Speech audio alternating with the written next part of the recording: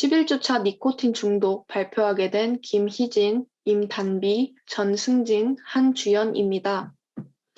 니코틴 중독에서는 흡연 심리와 행동, 그리고 금연 상담 두 가지 주제를 나눠서 발표하도록 하겠습니다.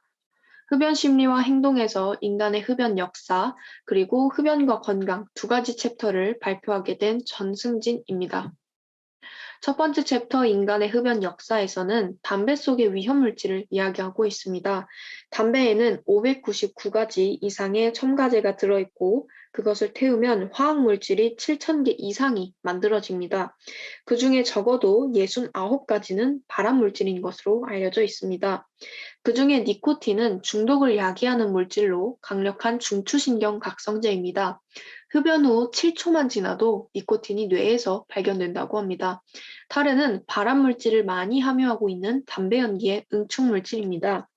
이외에도 담배를 건강을 위협하는 다른 물질도 많이 포함되어 있습니다. 그렇다면 담배는 언제부터 피었는가라는 궁금증이 생기게 되는데요. 한국은 임진왜란 때, 서양은 콜럼버스가 신대륙을 발견했을 때 함께 알려지게 되었습니다. 담배가 소개된 이후 어떤 나라에서도 국민의 금연을 성공한 나라는 없는데요. 역사적으로 살펴보면 17세기 터키 국왕의 경우 금지된 흡연을 몰래한 사람을 국민들이 보는 앞에서 사형하기도 했습니다. 러시아와 일본에서는 흡연을 엄격하게 금지시켰고요. 교황청에서는 흡연을 심각하게 다뤘지만 흡연을 선호했던 교황이 금지 조항을 삭제하기도 했습니다. 다음으로 담배의 종류에 대해서 살펴보겠습니다. 담배는 파이프 담배와 시가 등 다양한 형태의 담배가 있는데요. 현대에 애용하는 담배는 관련 형태의 담배라고 해서 19세기 말부터 유행하기 시작했습니다. 또한 대량 생산도 함께 이루어졌습니다. 그리고 공기 보존을 위한 처리, 좋은 향과 맛이 나게 하는 처리, 흡수를 빠르게 하는 처리 등 2차적 공정도 함께 이루어지게 되었습니다. 그 당시에는 여성이 흡연하기 어려운 분위기를 가지고 있었는데요. 20세기 중반까지 의사가 환자에게 치료적 목적으로 흡연을 권하기도 했습니다. 1960년대 중반부터 미국 정부가 금연을 권장하기 시작했습니다. 다음으로 흡연율의 변화를 살펴보도록 하겠습니다. 미국의 경우 1960년대 중반 성인 흡연율은 45% 정도로 높은 수치를 보였습니다. 하지만 세부적인 전략과 함께 정부의 막대한 자본과 시간을 들여 노력한 결과 35년 후에는 약 절반가량이 감소하게 되었습니다. 한국의 경우는 2014년 세계보건기구에서 발표한 자료에 따르면 1990년대 이후 한국 성인 흡연율은 60% 전후로 굉장히 높은 수치를 보이고 있습니다. 여전히 한국 성인 남성 흡연율은 OECD 국가 중에서 가장 높다고 볼 수 있습니다.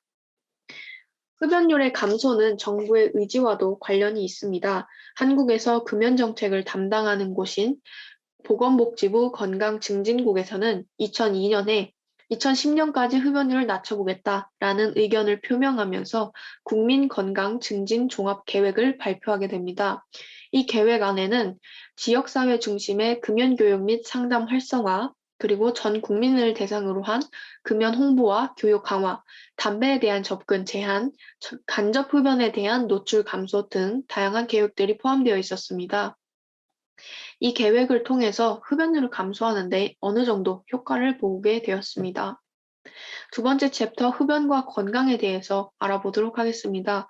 전 세계적으로 흡연으로 인한 사망을 추산한 결과 2010년에는 600만 명 이상이, 2030년에는 800만 명 이상이 흡연으로 인해 사망할 수 있다고 추산하고 있습니다. 전체 폐암의 85% 정도가 흡연에 의한 것이고요. 흡연은 폐암의 위험을 9배나 증가시킵니다.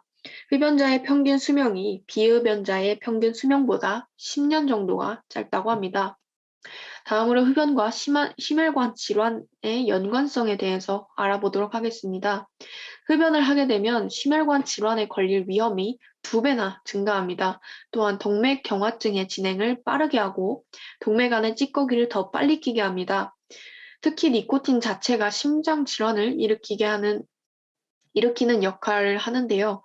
심박동과 혈압 증가, 하는 동시에 피부 온도가 낮아져서 혈관을 수축시키는 역할을 합니다. 즉, 수축된 혈관에 많은 혈류가 지나가려고 하니까 심혈관에 부담이 생기게 되는 것입니다. 다음으로 흡연과 암에 대해서 알아보도록 하겠습니다. 폐암은 주로 흡연에 의해 발생합니다. 남성의 폐암 90%, 여성의 폐암 70%가 흡연에 의해 발생합니다. 이외에도 다양한 암의 원인이 되기도 합니다. 폐암에 걸릴 확률도 9배나 증가한다고 합니다. 그리고 흡연 시작 후 20년에서 30년이 지나면 폐암에 걸리는 경우가 굉장히 많다고 합니다. 참고로 폐암의 발병은 공해나 기타 발암 물질에 크게 영향받지 않습니다. 다음으로 흡연과 만성폐 질환에 대해서 알아보도록 하겠습니다. 만성폐 질환의 주 원인은 흡연이고 흡연자의 20%가 이 질환에 걸리게 됩니다. 만성폐쇄성 폐 질환에는 다양한 호흡기 질환도 포함되어 있는데요. 대표적으로 두 가지 만성기관지염과 폐기종이 있습니다. 폐 기종을 간단하게 설명드리면 폐 안에서 공기가 썩어서 폐 조직이 상하는 질환인데요. 이 질환에 걸리게 되면 촛불조차 끄지 못하는 상태에까지 이르게 됩니다. 여기서 중요한 점은 비흡연자들에게는 이 질환이 드물다라는 점입니다. 다음으로 흡연과 관련된 기타 질환에 대해서 살펴보도록 하겠습니다. 앞서 말씀드린 다양한 질환 이외에도 여러 다른 질환들이 관련되어 있습니다. 궤양, 치주질환, 구강질환 등 다양한 질환들이 관련되어 있고요. 특히 청소년의 흡연은 치명적이라고 할 수 있습니다. 여성의 경우는 난소암, 골다공증의 가능성을 높이고 남성의 경우는 성기능을 약화시킬 수 있습니다. 다음으로 간접흡연과 건강에 대해서 살펴보도록 하겠습니다. 간접흡연은 비흡연자의 폐암 발병 가능성을 높입니다. 같이 살 경우에는 20배에서 30배나 증가하게 됩니다. 특히 간접흡연은 유아에게 좋지 않은데요. 유아 돌연사 증후군이라고 해서 흡연하는 어머니를 둔 유아는 다른 유아보다 돌연사 위험이 증가하게 된다고 합니다. 부모의 흡연은 출생 시 유아에 저체중을 유발하게 되고 기관지염, 폐렴, 천식 등과 같은 질병에 취약하게 만듭니다. 마지막으로 여성의 흡연과 건강에 대해서 살펴보도록 하겠습니다. 여성도 흡연을 하게 되면 남성처럼 폐암, 후두암, 구강암, 식도암, 심장질환 등의 위험이 증가하게 됩니다. 특히 여성만 가지는 건강상의 추가적 해악이 있습니다. 태아흡연 증후군이라고 해서 임신한 여성이 담배를 많이 피우면 꼴초라면 출산하게 됐을 때 신생아에게 금단 증상이 나타난다고 합니다. 여성의 흡연은 이처럼 불임과 관련이 있고 폐경기를 앞당긴다고 합니다. 마지막으로 흡연하는 남성들의 사망률보다 흡연하는 여성들의 사망률이 낮게 나타난다고 합니다. 왜일까 하고 알아보니까 흡연하는 남성보다 여성이 늦게 시작하고 니코틴과 타르의 용량이 적은 담배를 선호한다고 합니다. 그리고 남성보다 흡연량이 적다고 합니다. 그렇다고 해서 여성에게 흡연을 해도 된다, 권장한다라는 의미는 아닙니다. 이것으로 첫 번째 파트 발표 마치도록 하겠습니다. 감사합니다. 이어서 흡연의 행동의 발달과 유지, 흡연자별 특성에 대해 발표를 맡은 19학번 한주연입니다. 사람들은 흡연이 건강에 좋지 못하다는 것을 알면서도 흡연을 시작하고 계속하고 있습니다. 사람마다 각기 다른 이유로 흡연을 시작하기도 하지만 이를 설명한 이론에 대해 알아보자면 다음과 같습니다. 개인이 흡연할지의 여부를 결정하는 것은 흡연에 대한 태도와 신념에 뿌리를 두고 있습니다. 개인이 담배를 피는 경우는 담배가 사회에서 회자되는 것만큼 해로운 것이 아니고 분해점도 빠르게 되고 문제 해결 능력도 향상시킨다거나 멋있게 보일 것이라는 등의 흡연 행동에 대한 긍정적인 태도가 영향을 미칠 때입니다. 또한 본인 주위의 사람들이 흡연하고 있기 때문에 흡연이 그다지 나쁜 것이 아니라는 신념에 담배를 피우게 되기도 합니다.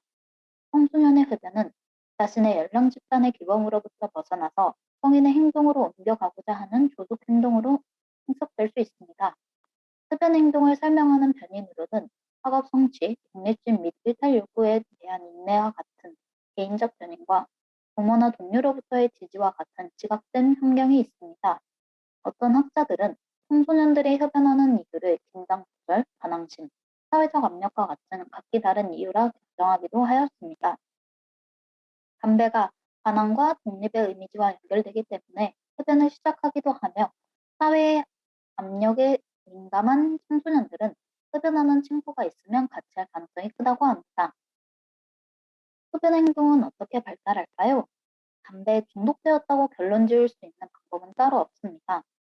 그러나 자기보호식 설문지, 코티닌 양 측정 등과 같은 방법으로 니코틴 의존도와 내성에 대해 확인해 볼 수는 있습니다. 자기보호식 설문지는 파거스프럼의 니코틴 의존도 검사 및 내성 질문지입니다. 다른 방법으로는 생화학적 측정 방법인 소변이나 혈액, 사액을 통해 니코틴의 1차 대사 물질인 코티닌의 양을 측정할 수 있습니다. 레벤탈과 클레어리는 흡연 행동의 형성 과정을 준비 단계, 시작 단계, 동기적 흡연 단계, 유지 단계로 나누어 설명하였습니다. 준비 단계에서는 성인의 흡연과 광고 등에서 받은 인상에 의해 흡연에 대한 개인적 태도와 지식을 획득하게 되며 이는 또래 혹은 가족 등의 사회적 영향을 받으며 앞으로의 흡연 여부를 결정하고 흡연에 대한 신념을 굳히고 실행해보는 시작 단계로 이어지게 됩니다. 이어서 흡연의 빈도가 증가하고 상황이나 장면이 이전보다 다양해지는 장기적 흡연 단계를 거쳐 유지 단계에 이르러 다양한 심리적 요소에 의해 영향을 받게 된다고 합니다. 질핀이나 피어스는 흡연 형성 과정을 발달선상에서 더 구체적으로 초기 단계를 잠재적인 미래의 흡연자가 처음으로 언젠가는 흡연을 할 수 있다고 생각하는 단계로부터 구분했습니다. 흡연자가 되는 첫 번째 과정으로서 흡연의 영향을 받기 쉬운 이 단계를 가능성 단계라고 하며 아동이나 청소년은 흡연에 대한 태도와 신념을 이 단계에 형성하게 됩니다. 이어서 실험적 단계로 청소년들이 실제로 흡연을 해보기 시작하는 단계를 말합니다. 이 단계에서 거부감을 느끼고 흡연하지 않는 경우도 있지만 계속해서 실험적 흡연을 하다 보면 마침내 태어나 흡연한 단계가 100개비에 이르게 됩니다.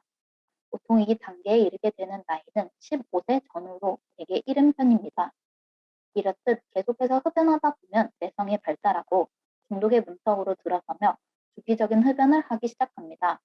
이 단계에서 안정적인 담배 소비 단계에 이르기까지 통상적으로 수년이 걸리기도 하며 흡연 행동을 형성하는 과정은 중독이 되면 완결이 된다고 보고 있습니다.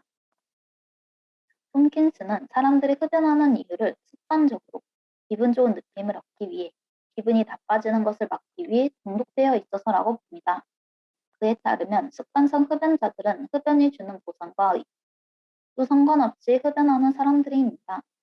정적 정동의 흡연자들은 자극적이고 때로는 편안함을 느끼기 위해 흡연하고 도적 정동의 흡연자들은 불안, 초조함, 두려움 혹은 죄책감을 없애기 위해 흡연합니다. 습관성 흡연자들과는 달리 중독성 흡연자들은 자신의 흡연 행동을 자각하면서도 피치 못하게 흡연을 하며 담배와 라이터 없이 아무것도 가지 못하고 항상 여분의 담배를 준비해 놓기도 합니다. 흡연 행동을 설명하는 이론적 모델은 니코틴 중독 모델과 사회학습 모델 두 가지로 볼 수 있는데 니코틴 중독 모델에서는 흡연자가 니코틴의 적정 수준을 유지하고 중단 증상을 피하기 위해 흡연한다고 설명합니다. 니코틴이 많이 함유된 담배보다 적게 함유된 담배를 더 많이 피운다는 것이 여러 연구에서 증명되어 어느 정도의 신빙성은 있지만 이 모델은 흡연을 시작하는 이유, 흡연을 하는 사람과 하지 않는 사람의 차이, 흡연의 정도의 차이를 설명할 수 없고 니코틴이 유일한 흡연의 이유라고 한다면 니코틴 패치가 완벽하게 흡연을 대체할 수 있어야 하지만 사실상 그렇지 않기도 합니다. 이와는 달리 사회학습 모델에서는 흡연 행동이 어떤 방식으로든 강화되기 때문에 학습되어 지속된다고 설명합니다.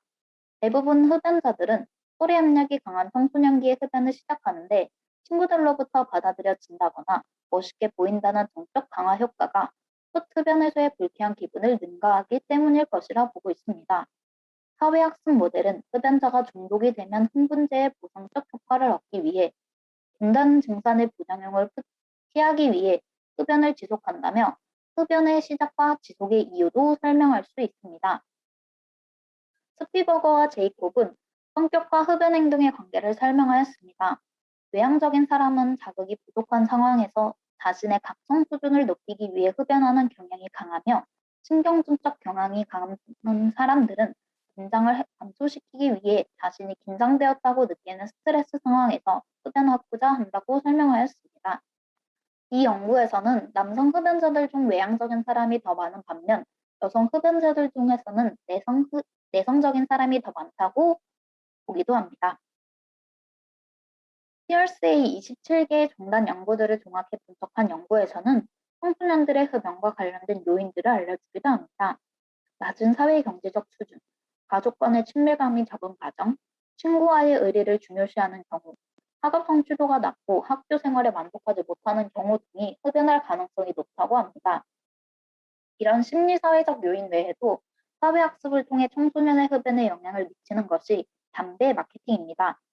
담배 회사의 마케팅 전략에 청소년이 표적이 되고 그것은 실제로 효과를 보고 있습니다. 담배 회사들이 강화 효과를 위해 모자, 라이터와 같은 상품을 주거나 사진의 기사처럼 한정판 판매를 하는 등의 마케팅을 하는 것이 실제로 효과가 좋다고 합니다. 한국 여성들의 흡연율은 선진국보다 낮은 것으로 알려져 있으나 한국에서도 흡연율은 꾸준히 증가하고 있고 조사에 솔직하게 응하지 않은 사람들도 있을 수 있어 실제 흡연율은 알려진 것보다 높을 것이라 예상됩니다. 또한 우리나라의 경우 최근 3, 40년 전까지는 담배는 남성들의 전유물이나 다름이 없었으나 경제성장과 남녀평등 사상이 사회 전반에 펴지면서 여성들의 사회적 역할이 확대되고 여성의 흡연이 보편화되고 있습니다. 최근 남성 흡연율은 줄어든 반면 여성 흡연율이 오히려 증가하고 있다는 통계 자료입니다. 여성들은 대개 남성보다 적은 양의 담배를 피우지만 의존도는 오히려 더 높게 금단 증상도 심하게 나타나는 경향이 있다고 알려져 있습니다. 또한 여성에게 니코틴 대사가 늦게 이루어진다는 증거들도 있습니다. 이는 같은 양의 흡연을 하더라도 여성이 남성보다 니코틴을 더 많이, 더 오래 몸 안에 지니고 있게 될 가능성이 크다는 의미입니다. 이러한 인과관계는 완전히 입증되진 않았으나 건강상 여성의 흡연이 남성의 흡연보다 치명적이라는 보고가 계속되고 있고 담배에 포함된 니코틴과 그 외 물질의 효과가 성차이가 있다는 것은 확실하다고 볼 수 있습니다. 여성이 남성보다 건강상 더 피해를 입는 것은 흡연이 여성의 호르몬에 영향을 미치기 때문일 수도 있습니다. 린드임의 연구에서는 흡연이 여성의 내분비계 기능을 교란시키고 성호르몬을 조절하는 뇌하수체 호르몬 방출에 부정적인 영향을 미칠 수 있다는 것을 발견하였습니다. 이는 흡연이 여성의 에스트로겐 대사를 방해할 수 있다는 의미입니다. 이런 생리적인 특성 외에도 심리적인 특성을 살펴보자면 여성의 흡연 행동 및 동기는 남성과 차이가 있을 수 있습니다. 여성의 흡연에 결정적인 역할을 하는 것은 사회적 규범이라 볼 수 있습니다. 사회적 규범이 여성이 흡연하는 것을 억제하는 역할을 함으로써 이에 반해 흡연하는 여성이 늘어난다고 볼 수 있습니다. 여성의 흡연에는 낮은 자아존중감, 불안, 우울과 같은 심리적 요인들이 많이 작용하게 됩니다. 여성은 남성보다 부정적 정동에 집중하기 위해 흡연에 더 의존하는 경향이 있습니다. 이렇게 두 번째 파트 발표를 마치겠습니다. 금연 상담에서 상담과 관련된 조건화된 갈망과 금연 단계와 금연 준비 단계에서의 중대 부분을 맡은 19학번 김희진입니다. 니코틴에 중독되어 본 사람들은 금연이 생각보다 쉽지 않은 것을 알고 있으실 겁니다. 금연에 대한 다양한 접근들이 있었는데 흡연에 따른 건강 피해 정보를 강조하는 것이나 흡연에 대한 부정적 정서와 금연 동기 일깨우기는 효과적이지 않은 것으로 증명되었습니다. 금연을 위해서는 전문적인 개입이 필요한데 니코틴 중독 치료에 매우 효과가 있는 것으로 밝혀진 인지행동 치료와 동기 강화를 중심으로 금연 상담에 대해 얘기하고자 합니다. 조건화된 내성의 경우 어떤 약물과 연합된 조건 자극이 주어지면 곧 들어올 것으로 예상되는 약물의 효과를 상쇄하거나 감소시키기 위해서 자동적으로 약물 효과와는 반대 방향의 생리적 반응이 나타나게 됩니다. 그렇기 때문에 조건 자극만 제시되고 약물이 들어오지 않으면 금단 증상이 나타나게 됩니다. 흡연 행동은 인간 생활의 여러 가지 것들과 조건화되어 있기 때문에 조건화된 금단 증상으로 금연에 실패하게 되는 것입니다. 프로체스카 등은 건강행위, 특히 금연의 변화 과정을 금연 고려 전 단계, 금연 고려 단계, 금연 준비 단계, 금연 실행 단계, 금연 유지 단계, 금연 실패 단계로 나누어 설명하면서 중독자가 어떤 단계에 있는지를 파악하고 상담자가 그 시점에서 가장 적절하게 개입하는 것이 금연하는 데 효과적이라고 주장하고 있습니다. 금연 준비 단계에서의 인지행동 치료에서는 자기 관찰과 자기 감지를 하면 자동적으로 바람직한 행동은 증가하고 바람직하지 않은 행동은 감소한다고 주장하고 있습니다. 또한 흡연 일지를 작성하면 금연 실행 단계에서 크게 도움이 된다고 하는데 흡연 일지는 옆에 보시는 표와 같이 흡연을 한 시간, 장소, 상황, 그리고 흡연 욕구를 강, 중, 약의 수준으로 나누어 기술하시면 됩니다. 금연 준비 단계에서 행동치료의 자극 조절 기법 중 하나인 조건 자극 제한 기법으로 흡연자의 생활 속에 있는 조건 자극들의 수를 줄여나가는 것은 이후 금연 시도 성공에 중요 역할을 할 수 있습니다. 밑에 제가 자극 조절법들을 나열해 놨는데 이제 보시면 아시겠지만 흡연을 특정한 장소나 시간, 상황으로 한정시켜서 얼마간 하루의 특정 시간 혹은 특정 장소나 상황에서만 흡연을 연습하는 것입니다. 이것으로 조건화된 금단 증상을 훨씬 덜 경험할 수 있고 흡연의 질도 감소시킬 수 있습니다. 금연 준비기의 상담 초기에서는 흡연자들의 흡연 행동을 파악해야 합니다. 흡연자들은 자신만의 흡연 행동을 가지고 있기 때문에 흡연을 어떻게 시작하였는지, 흡연을 했을 때 느낌은 어떤지, 상습적인 흡연자가 되기까지 얼마나 걸렸는지에 대한 응답으로 흡연자는 자신이 타고난 흡연자라는 믿음이 어느 정도인지를 알 수 있게 합니다. 또한 흡연과 관련된 사회적 환경이 어떤지 파악하는 것도 중요하고 상담자는 중독자가 하루에 피는 담배의 양을 묻고 니코틴에 대한 의존도를 파악해야 하기에 펄즈스톰의 니코틴 의존 검사에 근거한 질문을 해야 합니다. 상담자는 중독자의 금연 경험을 탐색해야 하는데 금연을 시도한 적이 없다면 관심이 없어서인지 아니면 생각은 있었지만 실제로 시도하기에는 주저하게 되었는지 혹은 자신이 없어서인지를 알아내야 합니다. 금연을 시도한 적이 있다면 그 당시 활용 방법은 무엇인지를 구체적으로 묻고 그 방법들을 다시 사용하고 싶은지 아니면 다른 방법을 사용할 것인지를 물어야 합니다. 이때 니코틴 패치, 금연찜, 금연 보조 약물의 사용 경험과 사용하려는 계획이 있는지도 질문해야 합니다. 반드시 짚고 넘어가야 할 것은 금연을 시도했다가 다시 피우게 된 상황에 관한 것입니다. 상담자는 중독자의 이전 금연 행동에 대해 칭찬해 주어야 합니다. 그리고 이전 금연 실패에서 무엇이 잘못되었는지를 객관적으로 평가하고 실패 경험을 바탕으로 더 현실적인 금연 계획을 세우게 합니다. 중독자들은 과거 금연 시도와 실패 경험에 대한 통찰을 얻고 지금의 금연 시도의 결과는 자신의 의지에 달렸음을 강조하고 자신감을 가지게 해야 합니다. 이쯤 상담사가 다뤄야 하는 것은 사회적 지원인데 이 사회적 지원은 행동 변화에 긍정적인 영향을 미치는 것으로 알려져 있습니다. 상담자는 중독자가 금연을 결심한 모든 이유에 관해 중독자 자신이 이야기하도록 해야 합니다. 절실한 이유를 묻고 그 순위를 파악하는 것도 좋습니다. 그리고 상담자는 중독자의 초기 흡연 동기를 옆에 보이는 평정 척도로 평가해 놓아야 합니다. 금연을 위해 가장 중요한 것은 동기인데 그렇기 때문에 중독자에게 보내는 금연 관련 자료에는 동기를 증진시킬 수 있는 문구를 포함해야 하고 상담자의 기술로 대화를 통해 직접적으로 금연 동기를 증진시켜야 합니다. 중독자가 금연하려고 고려해 보는 것은 흡연의 피해 혹은 금연에 따르는 이득이지만 실제로 금연을 시도하는 것을 망설이고 확실한 금연 시도를 결심하지 않은 경우가 많습니다. 그 이유는 금연의 장점과 금연의 대가를 저울질하고 있기 때문인데 중독자에게 금연에 대한 이유를 물으면 다양한 이유를 댈 것입니다. 이때 상담자는 중독자가 생각하고 있는 금연의 이유를 명확하고 구체적으로 파악하도록 도와야 합니다. 그 후에 상담자는 중독자가 언급하지 않는 다른 금연의 이유를 다뤄야 하고 중독자가 사회적 동기를 가지고 있는지를 알아야 합니다.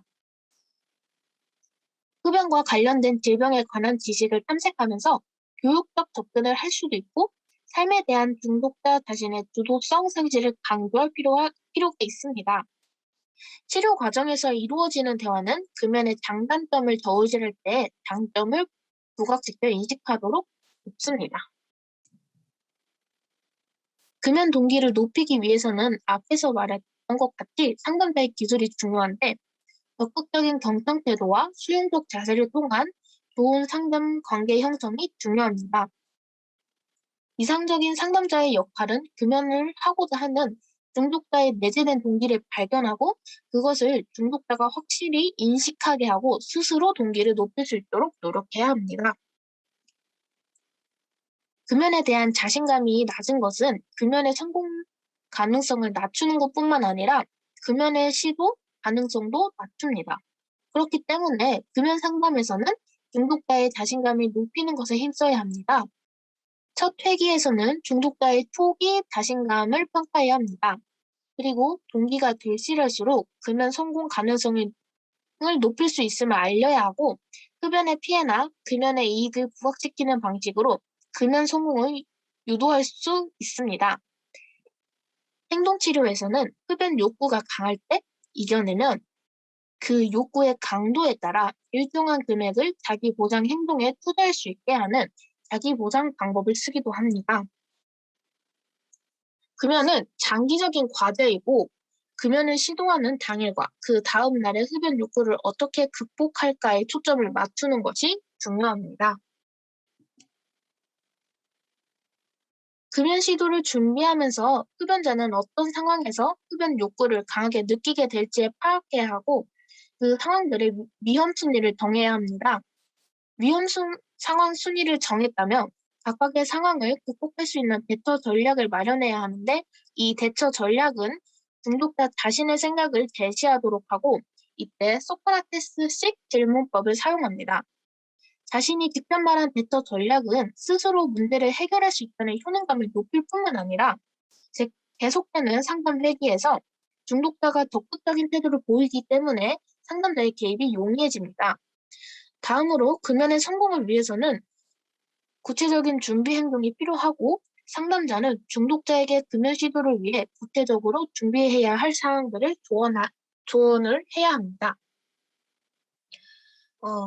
금연 시작을 고려 사항과 금연 실행 전부터 미리 확실히 결론 내리고 들어가야 할 생각은 제가 다음에 보여드리는 내용들을 읽어보시는 것이 좋을 것 같습니다.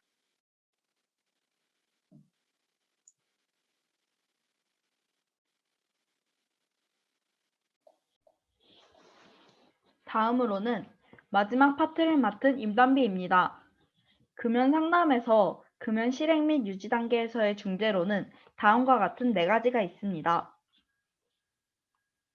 첫 번째로는 금단 증상을 이겨내는 데 도움이 되는 행동에 대해 알려드리도록 하겠습니다. 그 행동으로는 니코틴 패치나 니코틴 껌과 같은 니코틴 보조물을 사용하고 자신의 금연 의지를 되살릴 수 있는 문구나 자신의 동기를 재확인하는 것입니다. 또한 지속적인 운동도 금연에 도움이 됩니다.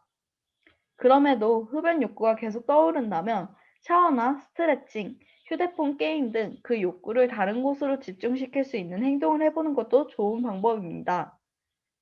다음으로 금연 식단에는 지방이 많고 자극적인 음식과 커피나 술, 콜라와 같은 청량음료는 최대한 자제하고 반대로 현미가 들어간 잡곡밥이나 콩, 과일 등을 드시면 금연에 좋습니다. 또한 식사 후 흡연 욕구가 생길 수 있는데 이때 양치질을 하거나 산책을 하면 흡연 욕구를 줄일 수 있습니다.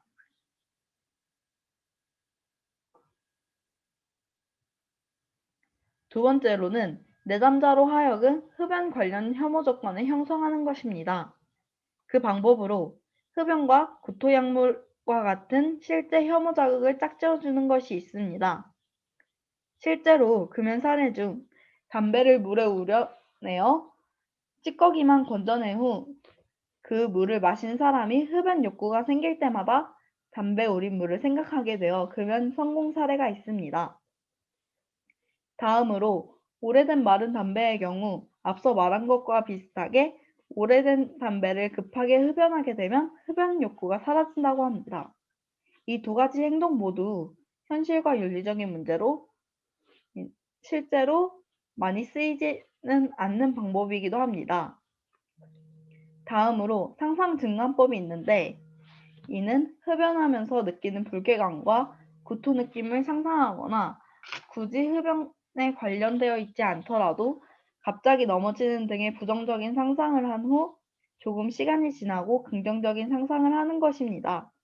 이 상상 증강법의 장점은 따로 의료 지원이 필요하지 않고 내담자가 언제든지 다시 연습할 수 있다는 게 장점 중 하나입니다. 세 번째는 금연 행동의 강화가 있는데 금연을 하고 나서 바로 건강이 좋아지는 것은 아니기 때문에 자신이 금연을 한 거에 대한 보상을 따로 정해두는 것이 좋습니다. 예를 들어 일주일 동안 금연 시 외식, 한 달 동안 금연 시 평소에 가지고 싶던 물건을 사는 등의 보상 체계를 계획한다면 더 금연 의지를 강화하는 데 도움을 줍니다. 마지막으로 금연 단계에서 상담은 금연을 시작하고 다양한 문제에 직면하게 되는데 이에 관련하여 각각의 상황에서의 준비에 대해 말씀드리도록 하겠습니다. 처음으로 금연 시작일을 정해놓고 시도하지 않은 내담자의 경우입니다. 이 경우 첫 번째 실패와 두 번째 실패로 나뉘게 되는데 첫 번째 실패의 경우 금연 전략을 다시 정비하고 내담자로 하여금 동기를 다시 강화하게 한 후 금연을 시작해야 합니다. 하지만 두 번째 시도에서도 실패한 경우에는 그 원인을 제대로 파악하고 제거해야 하며 혹시 내담자가 흡연으로 생기는 두려움이나 부담에서 벗어난 안도감을 느끼려고 하는 것은 아닌지에 대해 파악해야 합니다. 또한 이 시기에 상담자의 계속적인 개입은 금연 초기 과정을 계속 반복할 수 있게 만들기 때문에 내담자 스스로 하루 정도 금연을 하고 난 후 상담을 요청하도록 하는 것이 좋습니다.